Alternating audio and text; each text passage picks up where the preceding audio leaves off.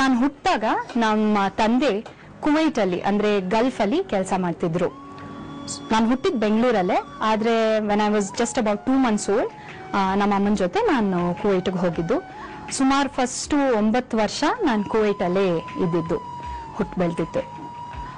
ನನ್ಗೆ ಫಸ್ಟ್ ಏನ್ ಜ್ಞಾಪಕ ಬರುತ್ತೆ ನನ್ನ ಚೈಲ್ಡ್ಹುಡ್ ಬಗ್ಗೆ ಅಂದ್ರೆ, ನಾನು ಅಮ್ಮ ಮಡ್ಲಲ್ಲಿ ಮಲ್ಕೊಂಡಿದ್ದೀನಿ ಅಂಡ್ ಅಮ್ಮ ಹಾಡ್ತಾ ಇದ್ದಾರೆ, ಲಂಬೋದರ ಲಕುಮಿಕರ ಅಂಬಾಸುತ ಅಮರ ವಿನೂತ. ಆಮೇಲೆ ತುಂಬಾ ಜನ ಹಾಡ್ತಾ ಇದ್ದಾರೆ. ನಮ್ಮಮ್ಮ ತುಂಬಾ ಸಂಗೀತ ಕಲ್ತಿದ್ದಾರೆ, ತಾರಾ ಪ್ರಸಾದ್ ಅವ್ರ ಹೆಸರು, ಅವರು ನನಗೆ ಮೊದಲನೇ ಗುರು. ಸೊ ಅವ್ರು ಕುವೈಟ್ ಅಲ್ಲಿ ಸುಮಾರು 25-30 ಜನರಿಗೆ ಸಂಗೀತ ಪಾಠ ಹೇಳ್ಕೊಡ್ತಾ ಇದ್ರು. ಸೊ ನಾನು ಹಾಗೆ ಮಲ್ಕೊಂಡು ಹಾಗೆ ನನ್ನ ಕಿವಿಗೆ ಯಾವಾಗ್ಲೂ ಸಂಗೀತ ಬೀಳ್ತಾ ಇತ್ತು. ಸೆಕೆಂಡ್ಲಿ ನಮ್ಮ ಅಮ್ಮ ಅಲ್ಲಿ ಕುವೈಟ್ ಕನ್ನಡಿಗರ ಅಸೋಸಿಯೇಷನ್ ಅಂತ ಇತ್ತು. ಸೊ ಅವರು ಯಾವಾಗಲೂ ಯಾವುದಾದ್ರೂ ಇವಾಗ ಉಗಾದಿ ಸೆಲೆಬ್ರೇಷನ್ ಆದರೆ ಅಥವಾ ದಿವಾಲಿ ಸೆಲೆಬ್ರೇಷನ್ ಆದರೆ ನಮ್ಮಮ್ಮ ಸ್ಟೇಜ್ ಮೇಲೆ ಹಾಡ್ತಾ ಇದ್ರು, ಎಲ್ಲ ಬೇರೆ ಎಲ್ಲರೂ ಸೇರಿ ಹಾಡ್ತಿದ್ರು. ಸೊ ಅದನ್ನೆಲ್ಲ ನೋಡಿ ನನಗೆ ತುಂಬ ಒಂಥರ ಉತ್ಸಾಹ, ಸಂತೋಷ. ನಾನು ಈ ತರಹ ಸ್ಟೇಜ್ ಮೇಲೆ ಪರ್ಫಾರ್ಮ್ ಮಾಡಬೇಕು, ಹಾಡಬೇಕು, ಡ್ಯಾನ್ಸ್ ಮಾಡಬೇಕು, ಎಲ್ಲರ ಮುಂದೆ ನಾನು ಪರ್ಫಾರ್ಮ್ ಮಾಡಬೇಕು ಅನ್ನೋ ತುಂಬ ಆಸೆ ಇತ್ತು. 4 ವರ್ಷ ಆಗಿರ್ಬೋದು. ಆವಾಗ ನಮ್ಮಮ್ಮ ಫಾರ್ಮಲ್ ಆಗಿ ಮ್ಯೂಸಿಕ್ ಕ್ಲಾಸ್ ಆರಂಭಿಸಿದ್ರು, ಹಾಗೆ ಡಾನ್ಸ್ ಕ್ಲಾಸ್ ಕೂಡ ಸೇರಿಸಿದ್ರು. ಅಲ್ಲಿ ಕುವೈಟ್ ಅಲ್ಲೇ ಒಬ್ರು ಭರತನಾಟ್ಯ ಟೀಚರ್ ಇದ್ರು. ಸೊ ಅವ್ರ ಹತ್ರ ನಾನು ಡ್ಯಾನ್ಸ್ ಕ್ಲಾಸ್ ಸೇರಿದೆ. ಅದು ಅದಕ್ಕೆ ಮುಂಚೆನೆ ನನಗೆ ಎಲ್ರ ಮುಂದೆ ಪರ್ಫಾರ್ಮ್ ಮಾಡಬೇಕು, ಹಾಡಬೇಕು ಅನ್ನೋ ಆಸೆ. ಸೊ ಒಂದು ಯಾವುದೋ ಫಂಕ್ಷನ್ ಅಲ್ಲಿ ಎಲ್ಲರೂ ಇದ್ರು. ಸರಿ ಅಮ್ಮ ನಾನು ಹಾಡ್ತೀನಿ ಅಂತ ಹೇಳ್ದೆ. ಸೊ ನನ್ಗಿನ್ನ ಜ್ಞಾಪಕ ಇದೆ ನಾನು ಏನ್ ಹಾಡ್ದೆ ಅಂತ. ಮುದಾಕರಾತ ಮೋದಕಂ ಸದಾ ವಿಮುಕ್ತಿ ಸಾಧಕಂ, ಒಂದು ಚಿಕ್ಕ ಹಾಡು. ಸೊ ಏನೋ ನನ್ಗೆ ಇನ್ನ ಶ್ರುತಿ ತಾಳ ಅದ್ರದ್ದೆಲ್ಲ ಕಾನ್ಸೆಪ್ಟೇ ಇಲ್ಲ. ಸೊ ನಮ್ಮಮ್ಮ ಶ್ರುತಿ ತಂಬೂರಿ ಮೀಟ್ತಿದ್ರು, ನಿಲ್ಸ್ಬಿಟ್ರು. ಬಿಕಾಸ್ ನನ್ಗೇನ್ ಶ್ರುತಿ ಅದೆಲ್ಲ ಕಾನ್ಸೆಪ್ಟೇ ಇಲ್ಲ ಅಂತ. ಬಟ್ ನಾನ್ ನಿಲ್ಸ್ಬಿಟ್ಟು ಮಧ್ಯೆ ಅಮ್ಮ ನನ್ಗೆ ಶ್ರುತಿ ಬೇಕು ಅಂತ ಹೇಳಿ ಮತ್ತೆ ಶುರು ಮಾಡಿದೆ. ಸೊ ಎಲ್ರು ಸ್ವಲ್ಪ ನಕ್ಕಿದ್ರು. But it was nice to see a small child do that. First dance ನಾನು ಮಾಡಿದ್ದು ಅಗೇನ್ ಕುವೈಟ್ ಅಲ್ಲಿ ಕನ್ನಡ ಅಸೋಸಿಯೇಷನ್ ಇತ್ತು ಅಂತ ಹೇಳಿದ್ನಲ್ಲ, ಅದರಲ್ಲಿ ಯಾವುದೋ ಒಂದು ಆನ್ಯುವಲ್ ಡೇ ಇರ್ಬೋದು, ಅದರಲ್ಲಿ ಹೋಲಿ ಡಾನ್ಸ್, ಹೋಲಿ ಕೆ ದಿನ್ ಆಯೆ ದೇಖೋ ಹೋಲಿ ಕೆ ದಿನ್ ಆಯೆ ಇದೇ ಹಾಡು. ಅದಕ್ಕೆ ಸಮ್ ವೆರಿ ಸ್ಮಾಲ್ ಆಕ್ಷನ್ಸ್, ಹೋಲಿ ಕೆ ದಿನ್ ಆಯೆ ದೇಖೋ ಹೋಲಿ ಕೆ ದಿನ್ ಆಯೆ ರಂಗ್ ದೋ ಸಭಿಕೋ, ಆ ಥರ ಎಲ್ಲ ಆಕ್ಷನ್ಸ್ ಮಾಡ್ಕೊಂಡು dance. But I was quite serious. ಅಂದರೆ ಪ್ರಾಕ್ಟೀಸ್ ಮಾಡಬೇಕು, ಇನ್ನ ಚೆನ್ನಾಗಿ ನಾನು ಕಲಿಬೇಕು ಅನ್ನೋ ಆಸೆ ಆವಾಗ್ಲಿಂದಾನೇ ಇತ್ತು. ನನಗೆ ತುಂಬ ಚೆನ್ನಾಗಿ ಜ್ಞಾಪಕ ಇದೆ. ನನ್ನ when I was about may be 6 or 7 years old, ನಾನು ಎದ್ದಿದ ತಕ್ಷಣ ಟೀತ್ ಬ್ರಷ್ ಮಾಡೋಕ್ ಮುಂಚೆನೆ, ಅಂದ್ರೆ ಹಲ್ಲು ಉಚ್ಕೊಳ್ಳೋಕ್ ಮುಂಚೆನೆ ಅಥವಾ ಹಾಲು ಬ್ರೇಕ್ಫಾಸ್ಟ್ ಏನೂ ಇಲ್ಲ, ಅಲ್ಲೇ ಹಾಸಿಗೆ ಮೇಲೆ ಕೂತ್ಕೊಂಡು ಸರಿಗಮ ಪದನಿಸ ಪ್ರಾಕ್ಟೀಸ್, ಅಕಾರ ಸಾಧನೆ ಅಂತ ನಾವು ಏನ್ ಕರ್ನಾಟಕ ಸಂಗೀತದಲ್ಲಿ ಕರಿತೀವಿ, ಅದನ್ನ ಮಾಡ್ತಿದ್ದೆ. ನನ್ನ ವಾಯ್ಸ್ ಚೆನ್ನಾಗಾಗ್ಬೇಕು, ನಾನು ಅಮ್ಮನ ತರ ಅಕ್ಕನ ತರ ಹಾಡ್ಬೇಕು ಅನ್ನೋ ಒಂದು ಫೀಲಿಂಗ್ ಆವಾಗ್ಲಿಂದಾನೆ. ಯಾವುದೋ ಎಕ್ಸ್ಟರ್ನಲ್ ಇವೆಂಟ್ ಇಂದ ನನ್ನ ಲೈಫಲ್ಲಿ ಟರ್ನಿಂಗ್ ಪಾಯಿಂಟ್ ಬಂತು. ಅಂದ್ರೆ ಕುವೈಟ್ ಅಲ್ಲಿ ನಿಮ್ಗೆಲ್ರಿಗೂ ಗೊತ್ತಿರೋ ಹಾಗೆ ಗಲ್ಫ್ ವಾರ್ ಅಂತ ಒಂದು ನಡೀತು.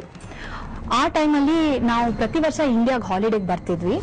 ಸೊ ನಮ್ಮ ತಂದೆ ತಾಯಿ ನಾನು ಅಕ್ಕ ಊಟಿಗೆ ಹಾಲಿಡೇಗೆ ಹೋಗಿದ್ವಿ. ಒಂದಿನ ನ್ಯೂಸ್ ಪೇಪರ್ ತೆಗೆದು ನೋಡ್ತೀವಿ, Kuwait has been attacked by Iraqis ಅಂತ ಒಂದು ದೊಡ್ಡ ಹೆಡ್ಲೈನ್. ತುಂಬ ಒಂಥರ ವೆರಿ ಶಾಕಿಂಗ್ ಇನ್ಸಿಡೆಂಟ್. ಅದೇ ನಾನು ತುಂಬ ಚಿಕ್ಕವಳು, ನನ್ಗೆ ಅದ್ರ ಸಿಗ್ನಿಫಿಕೆನ್ಸ್ ಗೊತ್ತಿರಲಿಲ್ಲ ಆ ಟೈಮಲ್ಲಿ. ಬಟ್ ನನಗೇನು ಅನಿಸ್ತು ಅಂದರೆ, ಸಡನ್ ಆಗಿ ನನ್ನ ಫ್ರೆಂಡ್ಸ್ ಯಾರನ್ನೂ ನೋಡೋಕ್ಕಾಗಲ್ಲ, ಮತ್ತೆ ಯಾರನ್ನೂ ಮೀಟ್ ಮಾಡೋಕ್ಕಾಗಲ್ಲ. ಅಂದ್ರೆ ನಾವು ಸುಮ್ಮನೆ ರಜೆಗೆ ಬಂದಿದ್ದು. ಸೊ ಯಾರ್ದು ನಾವು ಆ ಟೈಮಲ್ಲಿ ಇಮೇಲ್ ಇರಲಿಲ್ಲ, ಏನೂ ಇರಲಿಲ್ಲ. ಸೊ ನಾನು ಯಾರ್ದು ಫೋನ್ ನಂಬರ್ ಅಡ್ರೆಸ್ ಏನೂ ತೊಗೊಂಡಿರ್ಲಿಲ್ಲ. ಸೊ ಆ ಒಂದು ಸ್ಪ್ಲಿಟ್ ಸೆಕೆಂಡಲ್ಲಿ ಲೈಫ್ ಚೇಂಜ್. ನಮ್ಮ ಮನೆ ಏನಾಯ್ತು, ನಮ್ಮ ಆಲ್ ಆರ್ ಥಿಂಗ್ಸ್ ವ್ಯಾಲ್ಯೂಬಲ್ಸ್ ಏನಾಯ್ತು ಏನೂ ಗೊತ್ತಿಲ್ಲ ನಮಗೆ. ಸೊ ಅಲ್ಲಿ ಯುದ್ಧ ನಡೀತಾ ಇತ್ತು. ಸೊ ನಮ್ಗೆ ವಾಪಸ್ ಹೋಗೋಕ್ಕಾಗಲ್ಲ, ಅಷ್ಟು ಗೊತ್ತಿತ್ತು ಅಷ್ಟೇ. ಸೊ ತಕ್ಷಣ ನಮ್ಮ ತಂದೆ ತಾಯಿ ನನ್ನ ಅಕ್ಕನ ಬೆಂಗಳೂರಲ್ಲೇ ಸ್ಕೂಲಿಗೆ ಸೇರಿಸಿದ್ರು. I joined Bishop Cotton Girls School, ಇಲ್ಲೇ ಸೇಂಟ್ ಮಾರ್ಕ್ಸ್ ರೋಡ್ ಅಲ್ಲಿ ಇದೆ. ಸೊ ಅಲ್ಲಿ ಜಾಹ್ನವಿ ಜಯಪ್ರಕಾಶ್ ಮತ್ತೆ ವರದರಂಗನ್ ಅಂತ ಇಬ್ರು ಬಹಳ very well known Carnatic musicians. So ಅವ್ರ ಹತ್ರ ನಾನು ಸಂಗೀತ ಕಲಿಯಕ್ಕೆ ಶುರು ಮಾಡಿದೆ. ಪ್ಲಸ್ ನರ್ಮದಾ ಅಂತ ಬಹಳ ದೊಡ್ಡ ನೃತ್ಯ ಗುರುಗಳು, ಅವ್ರ ಹತ್ರ ನಾನು ನೃತ್ಯಾಭ್ಯಾಸವನ್ನ ಪ್ರಾರಂಭಿಸಿದೆ ಬೆಂಗಳೂರಲ್ಲಿ. ಸೊ ಬೆಂಗಳೂರಲ್ಲಿ ಫಸ್ಟ್ ಪಬ್ಲಿಕ್ ಪರ್ಫಾರ್ಮೆನ್ಸ್ ಅಂದ್ರೆ ನಾನು ನಮ್ಮ ಅಕ್ಕ ಇಬ್ರು ಒಟ್ಟಿಗೆ 4th ಬ್ಲಾಕ್ ಅಲ್ಲಿ ಪಟ್ಟಾಭಿರಾಮ ದೇವಸ್ಥಾನದಲ್ಲಿ ಹಾಡಿದ್ವಿ. ನಾನು ಸ್ಟೇಜ್ ಮೇಲೆ ಕೂತ್ಕೊಂಡೆ. ಆ್ಯಂಡ್ ಫುಲ್ ಜನ ತುಂಬಿರ್ತಾರೆ, ಏನ್ ದೊಡ್ಡ ಪರ್ಫಾರ್ಮೆನ್ಸ್ ಅಂತ ಅನ್ಕೊಂಡಿದ್ದೆ. ನೋಡಿದ್ರೆ ನನ್ಗಿನ್ನ ಜ್ಞಾಪಕ ಇದೆ, ಕರೆಕ್ಟ್ ಆಗಿ 31 ಜನ, ನಮ್ಮಮ್ಮ, ಅಲ್ಲಿರೋ ಪೂಜಾರಿ ಎಲ್ಲರೂ ಸೇರಿಸಿ 31 ಜನ. ನನ್ಗಿನ್ನ ತುಂಬಾ ಚೆನ್ನಾಗಿ ಜ್ಞಾಪಕ ಇದೆ. ನಾನು ಸ್ಟೇಜ್ ಮೇಲೆ ಕೂತ್ಕೊಂಡು ಅದನ್ನೇ ಕೌಂಟ್ ಮಾಡ್ತಿದ್ದೆ, 1 2 3 31. Okay, so that was I think ಅಲ್ಲಿ ಫಸ್ಟ್ ಪಬ್ಲಿಕ್ ಪ್ಲಾಟ್ಫಾರ್ಮ್ ಅಲ್ಲಿ ಬೆಂಗಳೂರಲ್ಲಿ ಹಾಡಿದ್ದು. ಸೊ ಕಲಿತಾ ಹೋದೆ. ಅಲ್ಲಿ ಮ್ಯೂಸಿಕ್, ಡಾನ್ಸ್, ಅಕಾಡೆಮಿಕ್ಸ್ 3 ಟ್ರ್ಯಾಕ್ಸ್ ಆಗಿ ಹೋಗ್ತಾ ಇತ್ತು. ಫ್ರೆಂಡ್ಸ್ ಇದ್ರು, ನಾನು ಯಾವತ್ತೂ ತುಂಬಾ ಫ್ರೆಂಡ್ಸ್ ಅಂತ ಇಲ್ಲ, ಒಂದಿಬ್ರು ಕ್ಲೋಸ್ ಫ್ರೆಂಡ್ಸ್ ಅಂತ ಇದ್ರು. ಸೌಮ್ಯ ಅಂತ ಒಬ್ಳು ನಮ್ಮ ಸ್ಕೂಲಲ್ಲಿ. ಸೊ ನಮ್ಮಿಬ್ರಿಗೂ ಬುಕ್ಸ್ ಹುಚ್ಚು. ಸೊ ಬುಕ್ಸ್ ಓದೋದು, ಮನೆಗೆ ಹೋದ ತಕ್ಷಣ ಒಬ್ರಿಗೊಬ್ರು ಫೋನ್ ಮಾಡೋದು, did you read that book, did you read that book ಅಂತ. I was very passionate about reading. Next I think the important turning point ಅಂತ ಹೇಳಿದ್ರೆ ನನ್ನ ಭರತನಾಟ್ಯ ರಂಗಪ್ರವೇಶ, ಅರಂಗೇಟ್ರಂ ಅಂತ ನಾವೇನು ಕರಿತೀವಿ. So that was on my 13th birthday. ನನ್ನ 13th birthday ದಿವಸ ನನ್ನ ಅರಂಗೇಟ್ರಂ. ತುಂಬ ಜನ ಬಂದಿದ್ರು, ತುಂಬ ಪ್ರಾಕ್ಟೀಸ್ ಮಾಡಿದೆ, ತುಂಬ ಹಾರ್ಡ್ ವರ್ಕ್ ಮಾಡಿದೆ. ನಮ್ಮ ಗುರುಗಳು ಚೆನ್ನಾಗಿ, ಅವ್ರು ತುಂಬ ಸ್ಟ್ರಿಕ್ಟ್ ಟೀಚರ್. ಸೊ ಒಂದು ಸ್ಟೆಪ್ ಕರೆಕ್ಟಾಗಿ ಮಾಡಲಿಲ್ಲ ಅಂದರೆ, ಈ ಭರತನಾಟ್ಯದಲ್ಲಿ ತಟ್ಟು ಕೋಲು ಇಟ್ಕೊಂಡು ತಟ್ತಾರಲ್ಲ, ಅದನ್ನ ಇಟ್ಕೊಂಡು ಹಿಂಗೆ ಥ್ರೆಟನ್ ಮಾಡ್ತಿದ್ರು ನನ್ನ, ಸರಿಗೆ ಮಾಡು, ಇಲ್ದಿದ್ರೆ ಕೋಲ್ ಇಲ್ಲಲ್ಲ ನಿನ್ಗೆ ಅಂತ, ಆ ಥರ. ಸೊ ತುಂಬ ಹಾರ್ಡ್ ವರ್ಕ್ ಮಾಡಿದೆ. It was very successful. I think I enjoyed that debut performance. ಅದಕ್ಕೆ ನೆಕ್ಸ್ಟ್ ಇಯರ್, ಆ್ಯಕ್ಚುಲಿ ಅದಕ್ಕೆ ಮುಂಚೆ I had a tragedy in my life, which was ನಮ್ಮ ತಂದೆ ತೀರ್ಕೊಂಡ್ರು. ಅವ್ರು ಗಲ್ಫ್ ವಾರ್ ಆದ್ಮೇಲೆ ಮತ್ತೆ ಕುವೈಟ್ಗೆ ವಾಪಸ್ ಹೋಗಿದ್ರು. ಸ್ವಲ್ಪ ವರ್ಷ ಕೆಲಸ ಮಾಡಿ ಇಂಡಿಯಾಗೆ ಬಂದರು. ಅದಕ್ಕಾಗಿದ್ದು 1 ವರ್ಷನೂ 1.5 ವರ್ಷದ ನಂತರ ಅವ್ರು ತೀರ್ಕೊಂಡ್ರು. ನಮ್ಮ ಅಮ್ಮ ನನ್ನ ಜೀವನದಲ್ಲಿ ತುಂಬ ಪಿಲ್ಲರ್ ಆಫ್ ಸ್ಟ್ರೆಂಗ್ತ್ ಅಂತ ಹೇಳ್ಬೋದು.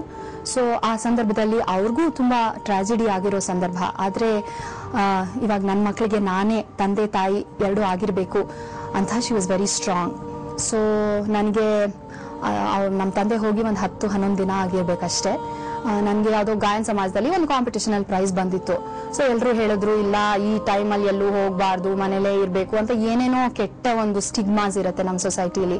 ಬಟ್ ನಮ್ಮ ಅಮ್ಮ ಸೈಡ್ ನಥಿಂಗ್ ಡೂಯಿಂಗ್, ಯಾರಿಗೆ ಏನಾದರೂ ಹೇಳ್ಕೊಳ್ಳಿ ಪರವಾಗಿಲ್ಲ, will go to that place and ನೀನು ಪ್ರೈಸ್ ತಗೋ ಎಲ್ಲರ ಮುಂದೆ ಅಂತ. ಸೊ ನಾವು ಹೋದ್ವಿ, ಪ್ರೈಸ್ ತೊಗೊಂಡೆ. ಆ್ಯಂಡ್ ಅವತ್ತಿಂದ ಯಾವಾಗಲೂ ನಮ್ಮಮ್ಮ ಯಾರಾದರೂ ನಾನು ಇನ್ಸ್ಪಿರೇಷನ್ ಅಂತ ಹೇಳಿದ್ರೆ ಖಂಡಿತ ಫಸ್ಟ್ ಆ ಲಿಸ್ಟಲ್ಲಿ ನಮ್ಮಮ್ಮ ಅಂತ ಹೇಳ್ಬೋದು.